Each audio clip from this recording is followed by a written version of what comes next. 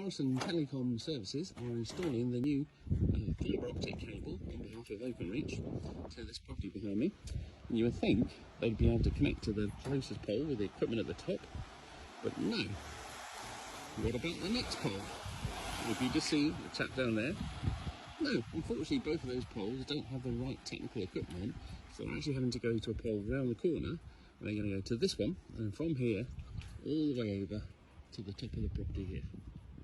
And now the fibre is coming down to the data access point down here. Important equipment on a day like today. It's a big umbrella.